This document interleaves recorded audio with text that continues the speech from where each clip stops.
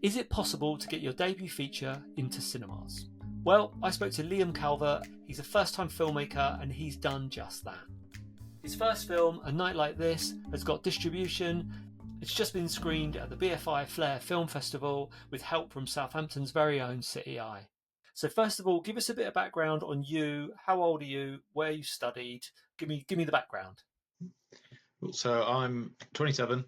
I'm from Leeds originally. I sort of got into film and telly, sort of doing media in GCSE and then sixth form, and then decided to go and do that at uni. So went down, moved 200 miles away to Southampton to go to Southampton University, where I studied the film and television degree because it had the sort of half and half practical and academic, which is what I was looking for.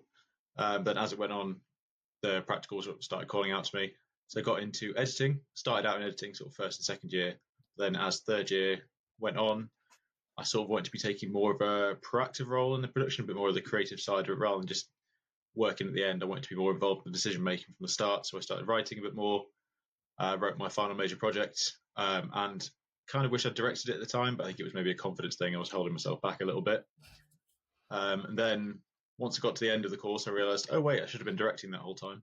So went back and did a master's degree in film production at Southern as well.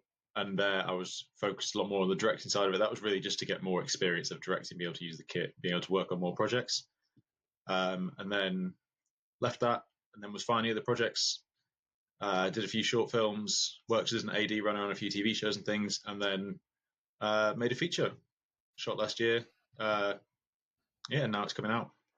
So that's the journey, really. Right. So you made a feature, young to make a feature, straight out of uni, and it's called A Night Like This. So give me the pitch. What's it about?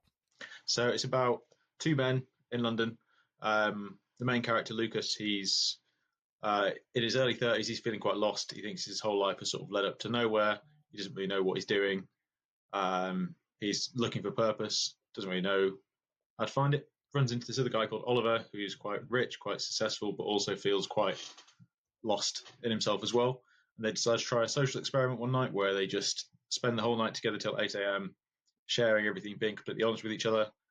And then in the morning, they're going to go their separate ways. So it's like a sort of free therapy session, is how they're looking at it. And sort of the adventures and misadventures they get up to over this one night in London. Amazing. And something people always ask when it comes to indie features, how did you fund it? How did you pay for it all? So we're very low budget. So very low budget. So we did some crowdfunding for a bit of it. We got some private investment. We had a financier put some money in, and a miracle as well, raising some of the rest of the money, really. I'm not entirely sure how a lot of it came together, but we made every penny count, really, as well.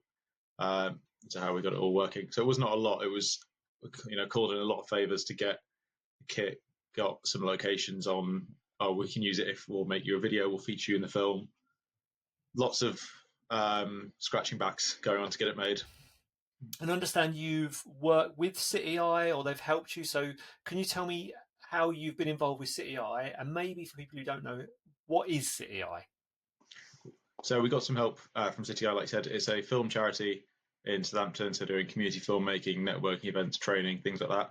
I worked with them in between my undergrad and master's degrees as a sort of admin assistant, helping with the Southampton Film Week film festival they put on for a few months. And then after I finished my studies and when I'd had enough of my part-time job, my job at the time, I suppose, I wanted to do something industry related, I went back and worked with them for a year as production admin support, helping out with shooting, putting on the festival again. And then when it came to make the film, I approached them and said, hello, I'm making a feature, help. And they graciously did. They offered a lot of support. They gave some kit. They provided Aaron West, their production manager, as our B-cam operator. He came on board for a few days of shooting. And we got some young filmmakers from the BFI Film Academy came to be PAs on the shoot, which was really helpful. So they really helped out with us making it. So that was sort of calling in a bit of a favour, putting on a bit of a bat signal to get them to come in and help. Yeah, no, that's amazing. And I'd say that's a really good place to do some work experience, to sort of get a view of filmmaking and also everything that goes on in the city. So you've managed to get the film into BFI Flare, which is a film festival. Mhm. What made you apply? And were you surprised you got in? Have you entered a ton of festivals? Is this the only one you've gone for? So this is the first festival that we've gone into because we only really finished the post production of the film a few weeks ago, really. Hmm. To get it, because we shot in February last year, so it's quite a tight turnaround even then to get it all done within a year. But it was kind of the first festival we had in mind, and the sort of dream festival to premiere is that really, because it's a London-based festival, it's a LGBT plus film festival, and it's sort of an LGBT. It's a queer characters in the film, and it's kind of close to our hearts. I was not at Flare, but at BFI London Film Festival October before last, Mm-hmm. and I was watching the Jodie Comer film, whose name has escaped me. But I was watching that, and they brought all the crew out on stage. This is when we were sort of talking about going into production for this film. I was watched all the crew come out and thought, well, this could be us one day, maybe in my wildest dreams. But now it's happened. And when it came to submitting, we submitted in December. And a few of the crew thought it was a bit of a pipe dream. And it is quite a dream to get it in, but I believe there was something in the film. I thought, it came together so well. The shoot, we got everything we needed. The shoot went really well. I thought there was something there. I think maybe I believed a little bit more than some of the other people did. Maybe I'm a bit more of an optimist / naive, who knows. But then it's paid off, and they liked our film, and we've got in, and hopefully it's the first. Well, it is the first of a few festivals that we've got coming up. Oh, brilliant. I mean, talking of optimistic, the very first film I made, which was pretty bad, was a horror movie shot in Southampton.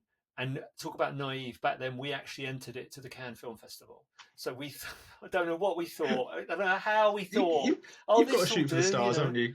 You have got to shoot for the stars, but just now it just makes me cringe just to think about it. But what you've done there is really clever. I don't know if you did it on purpose, but you've kind of picked the perfect festival for your movie.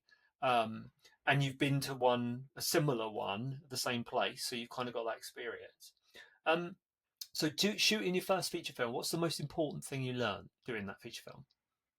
Um, I learned probably too many things to list. Really, I think I learned more. I think I heard you say it on another podcast or some one of yesterday. It was like I learned more through the 4 weeks of shooting. I think I had done on anything else I'd done beforehand. Mm, I learned that you can't really over prepare. That there's all the preparation in the world. There's still something that can go wrong. So you have to be ready for literally everything. Um, I think because we were quite limited in a lot of ways in terms of budget, in terms of time, it was quite a quick turnaround of shoot. We had a lot to shoot each day. I think that kind of inspired a lot of creativity of having to make it work. The DOP, Oliver Berry, and me, we had a just saying on set where something had happened. Okay, we've only got 4 hours. Oh, this actor has to go, or this has to go. And I was saying was just, we'll make it work. Because it was just adapting with it and making it work the best you can. What are the shots we need to get through this? The AD would say, right, you've got 6 shots for this scene. What are they? And we just have to think of the best 6 scenes to make it work, to get all the story. We couldn't really go too flashy, too stylistic, which obviously would be nice. But for that story, we just had to tell it the best we can. And it inspired a lot of creativity. Some scenes we only had 3 shots. So it was, what are those 3 shots? What are they going to be? How do you think of the best way to do it? So I think mm. that stripping it back to the basics and be like, what does this scene need? What's the scene about? What are the characters doing? What are they thinking? How do we get that across in the most sort of effective, efficient way possible? And that really taught Yeah, me a whole lot more than anything else. yeah. Well, that's a very positive attitude. I think with Andre, my DOP on the Apocalypse box, our expression would have been, "We're never going to get all this done." When we look at our shot list, we're never going to get this done. So you've Mm. got the reverse of that, which is great. And talking of just going back to casting, did you know the actors before? Did you put out a casting call? How did you find the casting process? The producers and I, when we're sort of starting it up, we wanted to be quite targeted with it because we're hoping to get actors that were obviously very good, but also a bit of a name to get a bit of funding to it, especially most of the crew, all the crew really. It was our first feature, or at least our first feature at that role. So we didn't have much else going for us. So we wanted to get a sort of name or at least a recognizable face. So we were targeted a little bit. We were sort of more approaching agents or sort of talent agents, talent managers to be like, hey, we've got this script. Wouldn't you think anyone could find it? And then we spoke out to our actors' agents, and so both our two leads are from the same with the same agency, so they sort of found them together, and the agent sent it on to them. They both loved it, both really liked the script, both thought each different role suited them. They weren't fighting over the same role, which made it a lot easier. And then read for it, and then we went and met them, and then thankfully it was just a very good fit all around. So it wasn't a very long, arduous casting process. We were quite targeted with it, which I think definitely helped with this. Yeah, definitely. And is there anything you wish you'd known when you started making the film? Oh, I think there's definitely lots of stuff. I think it feels like quite a while ago. I think having that, I think I picked up that attitude of just make it work by the end. I think at the start I was I was so nervous the first day on the way to shoot. We were filming in Clapham, so I was getting the tube there, and I was listening to music, but I felt so sick on the way. I was actually like shaking, had to listen to relaxing Zen music on Spotify. But thankfully, the production designer, who's a friend of mine, was on the same tube, so she came up and was like, "You're right," and I was like, "Oh yeah, you're right." But she calmed me down. But then actually just getting into it and seeing, because I think I was feeling the pressure of the whole thing. Whereas I got there and then saw all the amazing, quite a small crew, but amazing crew, all just getting on with their roles. It let me just relax into it a lot more and focus on what I was doing and what I needed to do, and let the camera team worry about the camera, let the sound guys worry about sound. Obviously oversee it, but not have to stretch myself so thin, which I think, coming from making shorts, and especially low budget shorts where you're pulling in favors, you kind of have to oversee everything a lot more. On this, it was like, okay, trust the team to do what they're going to do and just focus on what I can control, which is probably what I'd take away from it. Yeah. And where are you now? Are you looking at sales and distribution? Have you spoken to anyone? Are you sending it out yet? What's your plan with that? So we've got a distributor on board. We've got Verve Pictures, who are brilliant. They sort of came on board end of last year. So we showcased the film at the London Film Festival Works in Progress showcase, and quite a lot of people actually were interested, which was a very nice surprise. And they came on board, so they're sorting out our festival run. So we've just been accepted into a couple of more festivals. I can't say which ones yet, but they'll be announced soon. So we're hoping to have festival run for a few months, and then they're looking at cinema release in sort of summertime. That's cool. Yeah, so that's how it's all lining up now. So they think some promise to it. They're going to take it and run with it. So it's quite nice to think getting them on board, having the sort of, we edited a 5-minute clip for the showcase in October, while we're still in pre-production, and then they saw that, and then based on the back of that, said they're interested. Then when we had something more to show them, they agreed to take on the whole thing. Brilliant. Well, you're on easy street. You're getting into all these festivals. Jeez, it wasn't like this for me. Mate, I don't know. I was talking to my DP a while ago, and it feels like a lot of small miracles have happened for it all to work out this way. Yeah, I think I'm starting to get a bit envious, because you've sent an email off to a casting agent. They've found you 2 perfect people. Now you're getting into these festivals. You've got distribution. No, good luck to you. So I know you've talked about what you wish you'd known, but if you were speaking to someone now who's just about to either write or shoot their first feature, what advice would you give them?